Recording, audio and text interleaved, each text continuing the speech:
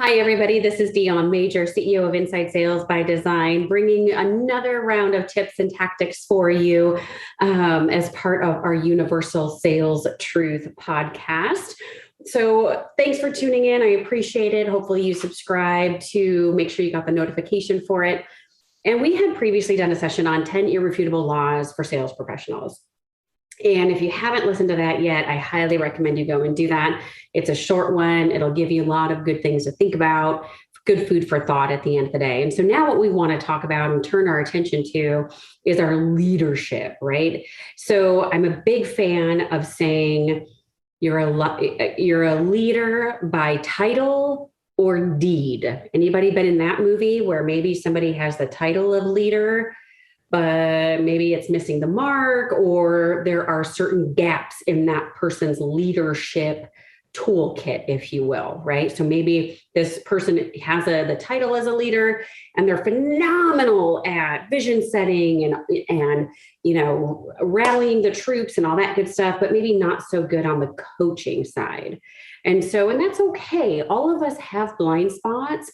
It's really a matter of knowing what they are, what's their impact, and what, if anything, we have to do about them. And so here we're going to dive into as a leader, whether by title or deed, what are our 10 irrefutable laws for running a successful team?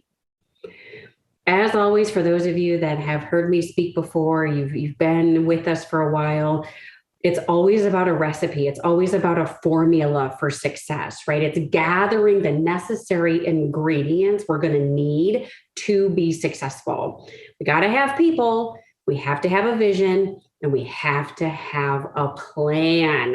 Without a plan, we're kind of dead in the water. Actually, without any of these three, we're kind of dead in the water, right? Our three-legged stool doesn't really hold us up. So make sure before we're starting, we're going to gather what we need to be successful, right? We're going to think about our people, we're going to think about our vision or our why, and we're going to think about our plan.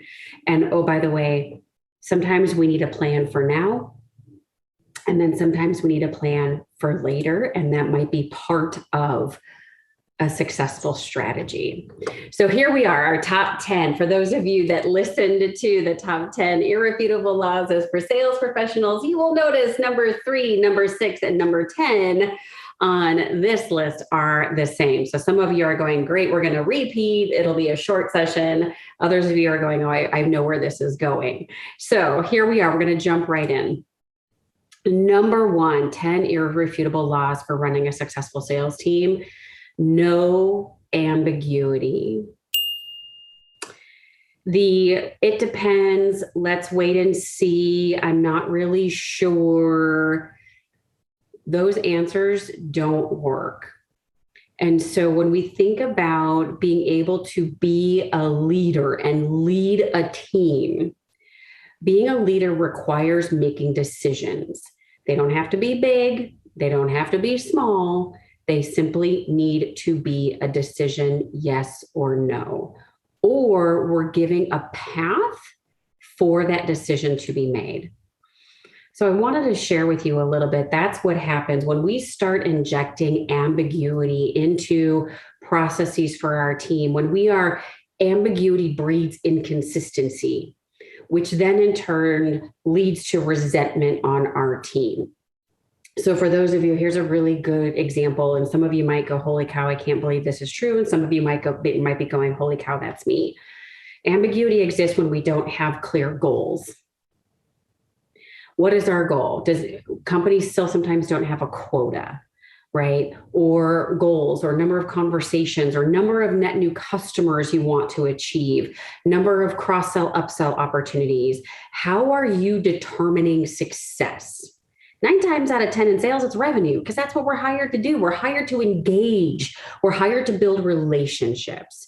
And the minute we do not have a concrete goal, concrete direction, concrete plan, concrete way of communicating with our team, we are doing them a disservice and injecting ambiguity into our team, our process, and our mindset, which is a bad spot to be.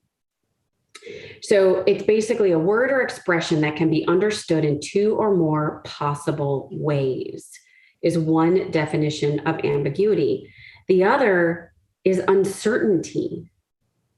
Anytime you've got salespeople are like, hey, you know what? I'm happy to get on a call, but I don't know what's going to happen if somebody says yes. I don't know what to do if somebody says no. I don't know what we're selling. I don't really know what we do. Wow. That is all ambiguity at the end of the day, where we've done a really great job maybe setting a vision, but not really, we need to focus and press into words and talk tracks and things of that nature, goals. What are we doing here? Have we as an organization shared our strategic goals? Right? What do we want to do? Where are we taking the company? Where are we taking the team? What do we see happening? So I encourage you, if you get nothing else out of this discussion today, is taking a look at some of the motions you have on your plate. What do they look like? Is there ambiguity that you are injecting into the system by not making decisions, by having uncertainty in certain ways, in certain areas? So we want to make sure that we are crystal clear. And again, it might be a for now decision, and then there's a for later decision, right? All of that is okay. And I also want to call out, I think sometimes the definitions of words get a little muddled and can become and drive uncertainty. So that's why I always put up definitions. For those of you that are actually watching this podcast, there's a definition on the screen. And so for those of you that are out and about, maybe you're walking or running or in the car at some point, go to dictionary.com and look up ambiguity, and then look up agility. Agility is the ability to be flexible. Agility, you can only be agile when you know what you are doing, right? And so it's like driving. I can be an agile driver because I know the rules of the road. I know what to do when there's a red light. I know what to do when there's a yellow light. I know what to do when somebody is not paying attention to maybe texting, driving next to me, and they start swerving into my lane. I know what to do when somebody runs a red light. I have to pay attention. So that's what we want to give our team, is the ability. We want to give them clear lines on the road. We want to give them clear expectations and clear outcomes. If this, then that, very clear. That is what we owe our team as a leadership, as a leader from leadership, right? There is no, well, I'll figure it out. No, that doesn't work. So we want to be able to set clear expectations, define some of the outcomes we're going after, right? We want to be very clear on the why and the what. The how, that's where coaching comes in. So again, there's a very, very big difference between ambiguity and agility. So at some point, pause and take a look at you, your style, your organization, and do we have those things identified? What's ambiguous in your team, in your process, in your system, and drill down, get rid of it, put some concrete components to it, whether it's your comp plan, KPIs, expectations.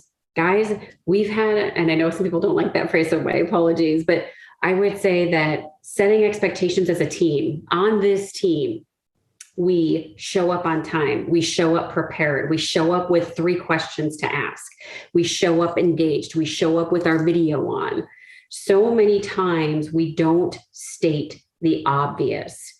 And then we wonder why our team isn't doing what they should be doing, or what we think they should be doing, or, I thought.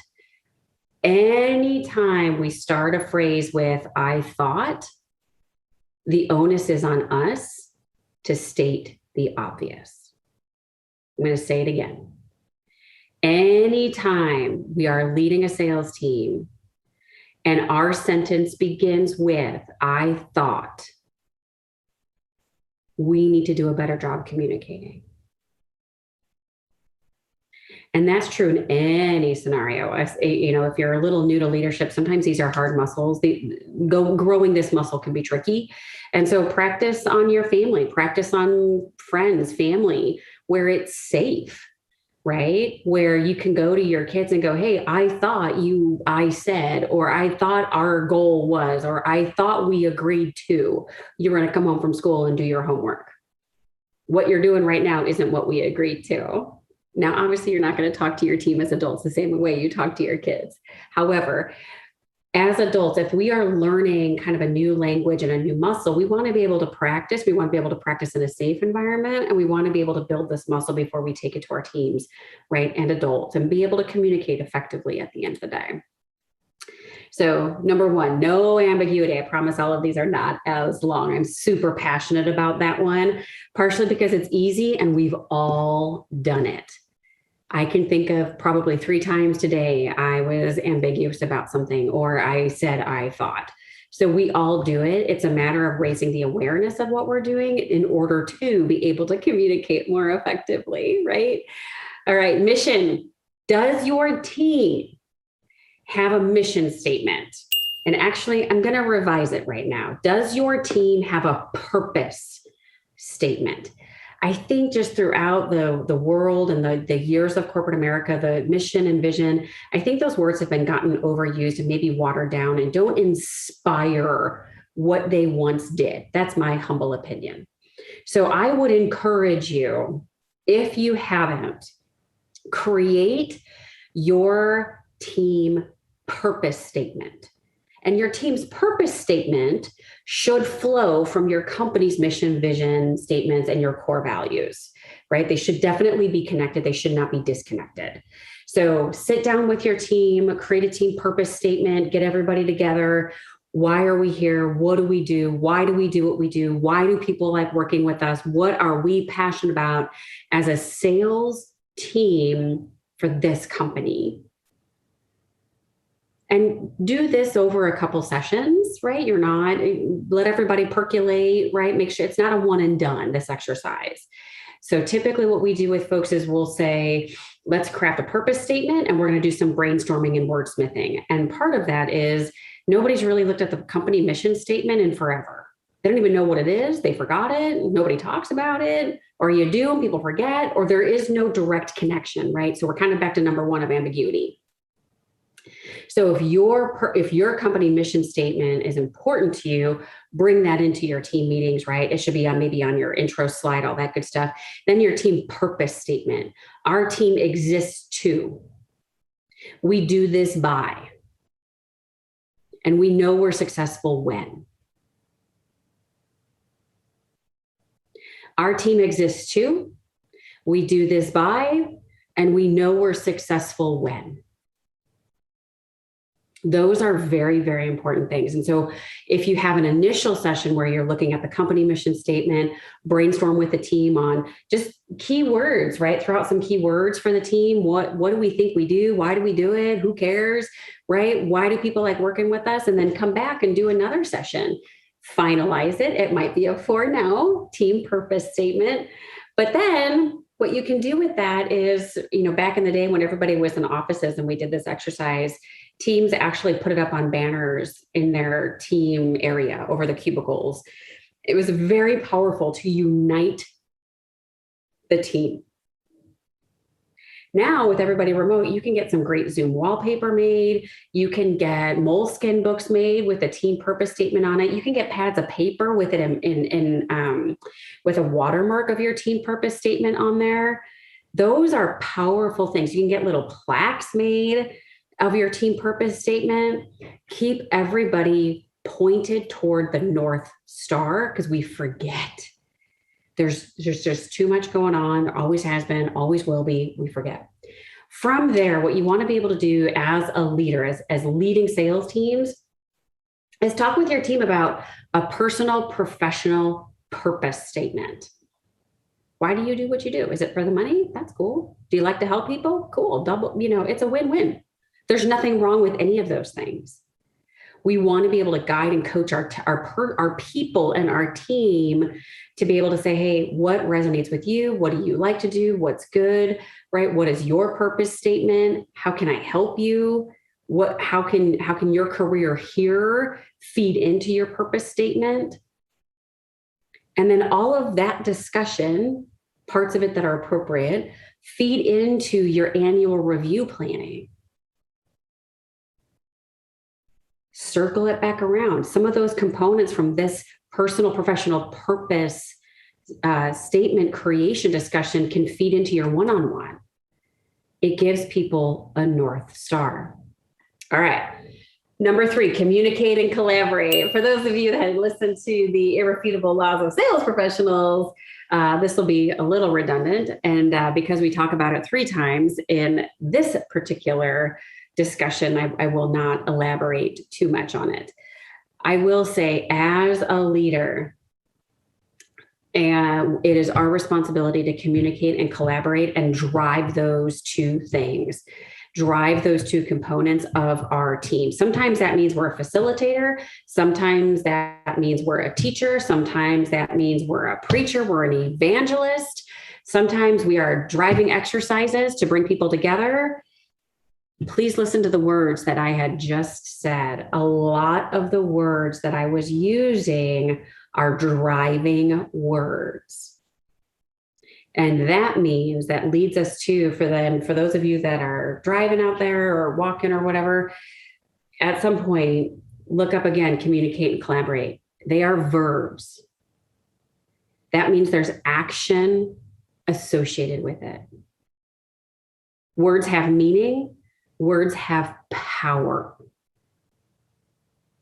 So the more we are using our words to convey knowledge, convey information, to make known, to reveal by clear signs, those are some of the definitions of communicate.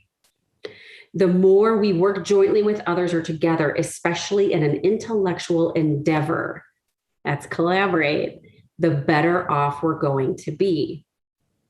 So for those of you that are going, holy cow, how do I do this? And I don't mean to make things overcomplicated or over-engineer it. I think sometimes as leaders, we want a shorthand.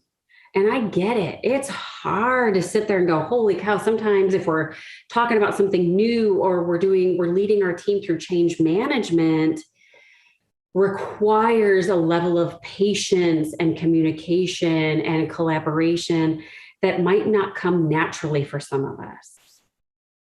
And that's okay.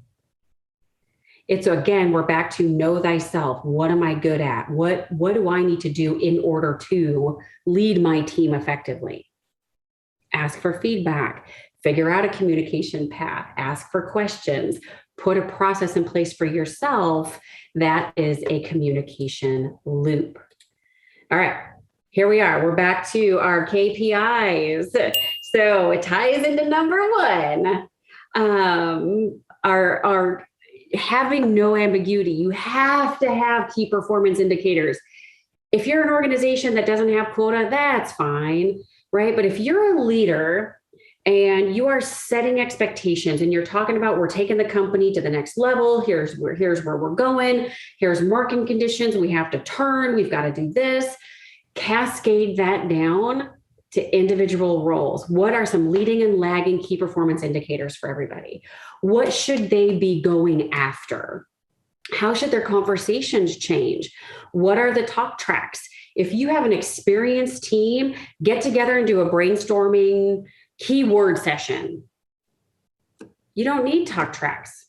If you've got experienced individuals on your team, on your sales team, they'll be able to pick it up.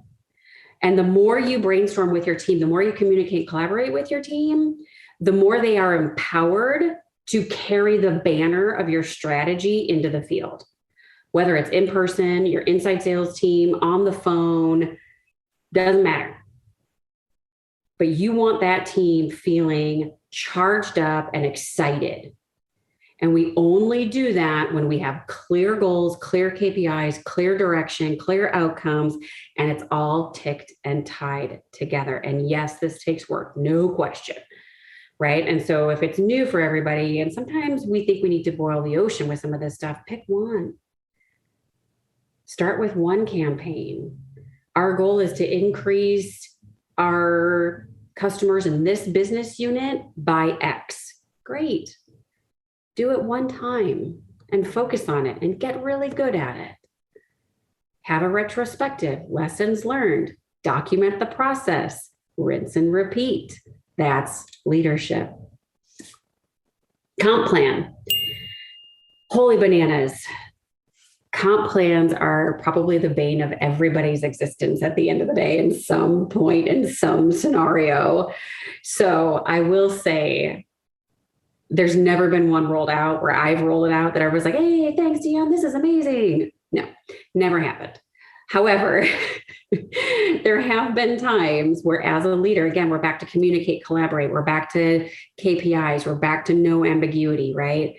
Is it has to be simple. Your comp plan must be put in place with examples. It has to be clear.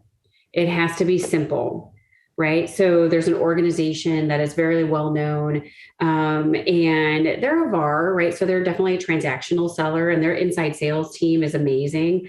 And they put in place a comp calculator that is a widget that every time the inside salesperson processes an order, produces an order, whatever the case may be, there's literally a comp calculator at the bottom. It's like a banner, right? It's a calculator that just keeps going, that shows them how much money they're making.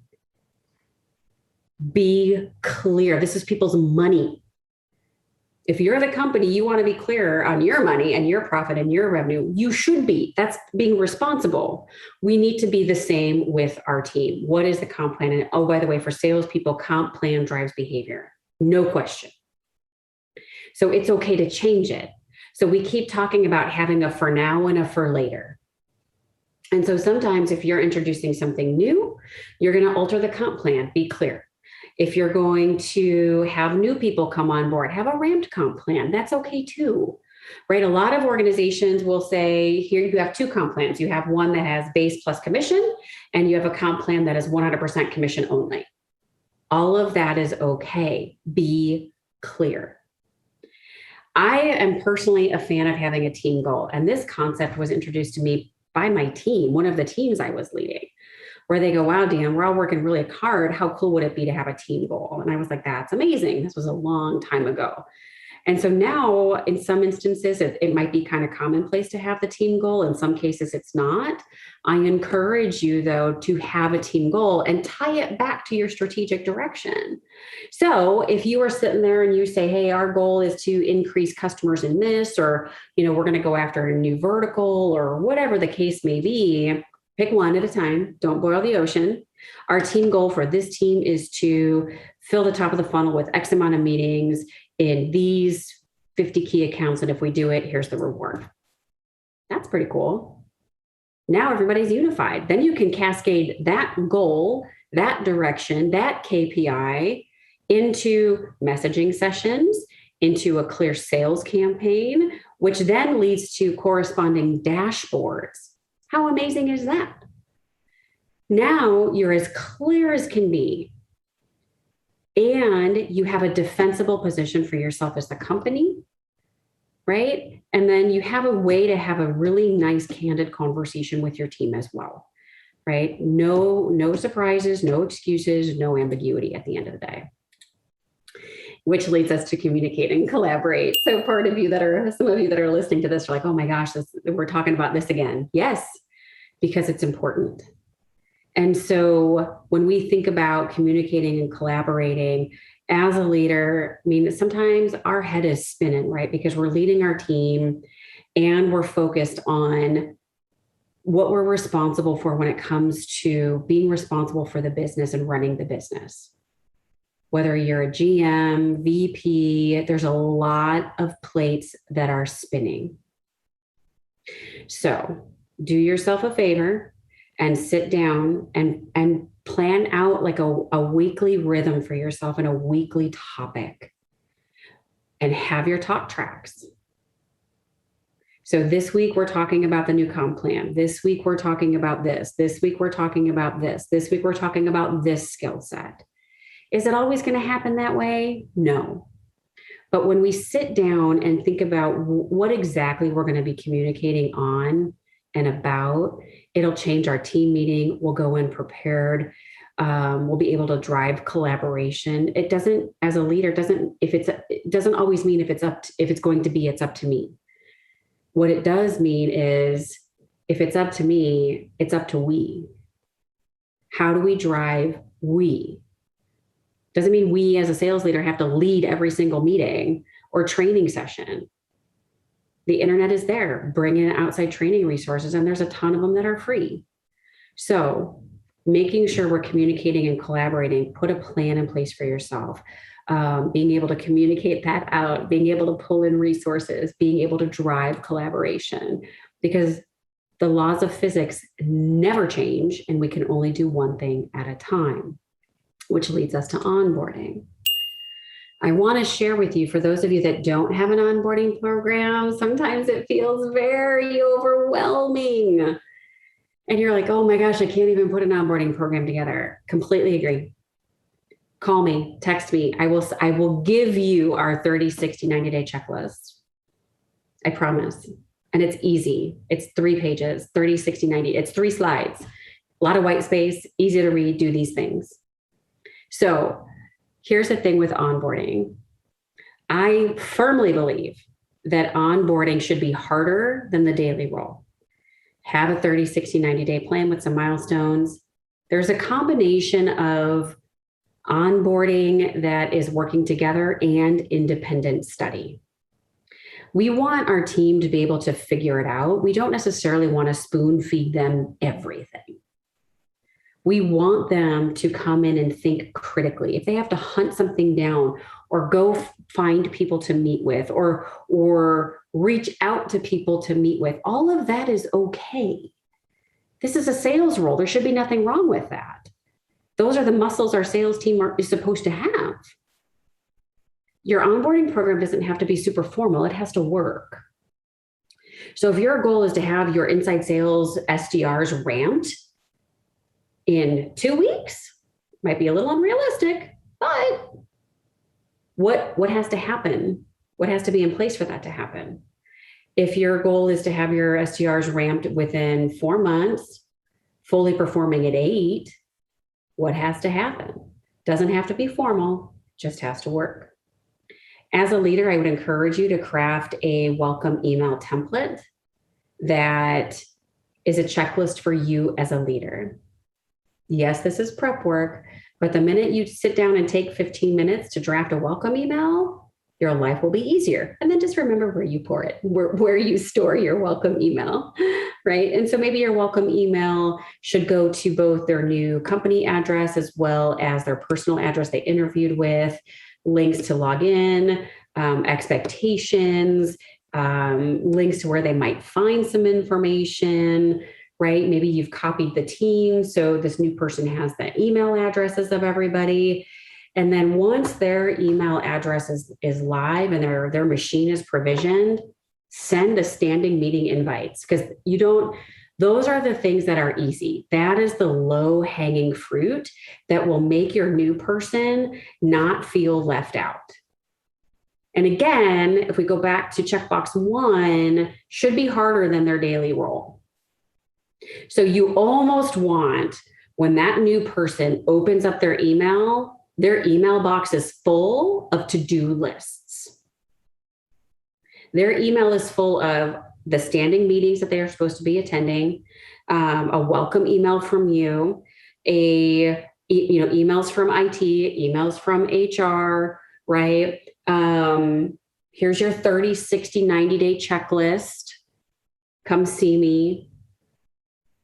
All of that will take 30 minutes to put in place. Again, it doesn't have to be formal. For those of you that don't have an LMS, that's okay. The goal is to get our sales team highly functional into our purpose statement and into our purpose, living our purpose, and being able to represent our company to the best of their ability in the marketplace. So that's onboarding. And then, of course, what happens is we onboard and we think, hey, we're done, which is not the case. And we all know it. And we've all been guilty of this. And our weekly team meetings turn into community sessions instead of team meetings. And I'll share with you the difference between a team and a club is designed to make everybody comfortable. Think of the clubs you belong to back in the day, or even now. Colleague of mine, a lady I worked with, she's up in Canada. She's part of the curling club. And it was designed to make everybody enjoy curling, which is fine. That's the purpose of a club. The purpose of a team is to make everybody better. So the question I have for you and your team and for all of us is, are we a part of a team that is making each other better? And we're holding each other accountable. Sometimes we don't feel like it. I'm not going to lie. Man alive, we have to remind people, and that's okay. But that goes back to setting clear expectations, which is, and part of your onboarding email, the expectations for this team. Our purpose statement is, we are a group that continually learns. And here's how we do that. We take a topic a month and we press into that skill. And we do that through a variety of ways. Roundtables, books, podcasts, peer review. Man alive, your team should be making calls together, grading each other's demos, right? All that good stuff. And then, of course, benchmark the effectiveness. Okay. So this is a new thing for a lot of folks, because we think one and done when we think about onboarding and training, and that's just never the case. All right, let's talk about our one-on-ones. We do need to be consistent in our one-on-ones with our team. We need to have an agenda. We need to have a way to listen to calls, scorecards, calls, demos, provide examples, right? And our one-on-ones aren't designed for us as leaders. Our one-on-ones are designed for our team. So we're back to setting clear expectations, and we're back to communicating goals, KPIs, the agenda. The one-on-one is what's worked, what hasn't, what can I help you with, what examples do you have for me? It's very simple. So as a leader, we've gotten into a position of leadership because typically we're drivers, right? Or we want to help in some way, shape, fashion, or form, which is great. But we're not here to do things for our team. That makes it a club. We're here to be a team, and that means we hold people accountable. And that's different. So what we want to be able to talk about is, hey, Dionne, thanks for joining today for the one-on-one. What worked last week? All right, walk me through the agenda. Here you go. And it'll take time, right? But that's why we want to be consistent with our one-on-ones in order to have them be effective. And they're not beat downs, because what we do in sales isn't easy. I'm not going to speak for the rest of the job functions out there, but it's not easy. We're dealing with people. It requires us to be smart. It requires us to be active listening. It requires us to have answers. It requires us to make decisions. So let's be mindful of the universe we're operating in, okay? And the more we work with our team and level set these expectations for onboarding, and now we're talking about one-on-ones, the better off everybody is going to be. And it makes it easy for you as a leader to send an update email and say, hey, guys, we're having our one-on-ones next week. Make sure you tag a call. Everybody needs a reminder. That's okay. It's when the team says to you, I'm good. I don't need any more reminders. Awesome. That's what you want. You want the team to be proactively coming to you. They can't do that if we as leaders aren't consistent in our one-on-one and in our agenda. So the more consistent we are, the more our team will be empowered and operate within those guidelines, okay? We're going to finish off with number 10 of communicate and collaborate. I can't say it enough. So for us as leaders, establishing a rhythm, walking through these 10 things, and I'll say 7 because there's communicate and collaborate we covered off on a few times. What is your approach as a leader? What is working? What maybe do you have to tweak a little bit to reduce the stress and friction for you and for your team? Is it driving to clarity with no ambiguity? Is it producing a team purpose statement? Is it producing clear goals? Is it looking at the comp plan? Is it working on some of the onboarding pieces? Is it maybe your onboarding is okay and you want to think about, how do I inject ongoing skill development? Do I need to be more consistent in my one-on-ones? All of those things are valid, and I'm probably missing a whole bunch more. So, but when we're leading and running a successful sales team, these are the things that are really our responsibility at the end of the day. So a few resources for you. If you did a search on Amazon, whether, Audible or Amazon, there's a bajillion books out there that can help. Again, it's our responsibility as leaders in a leadership role to continually hone our craft and drive our understanding as well, not only of our profession, but of the human psyche. So some books for you. Again, thank you so much for joining this version of Universal Sales Truth podcast.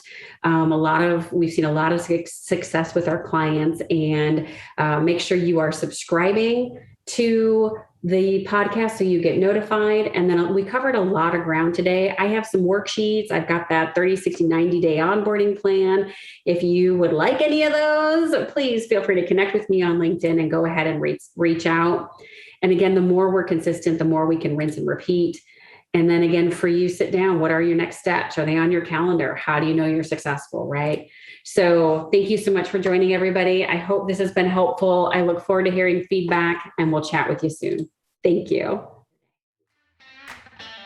Thank you so much for joining us today for the Universal Sales Truth podcast. Please make sure that you subscribe to our podcast so you're notified of updates. You can also find this content on the Inside Sales by Design YouTube channel.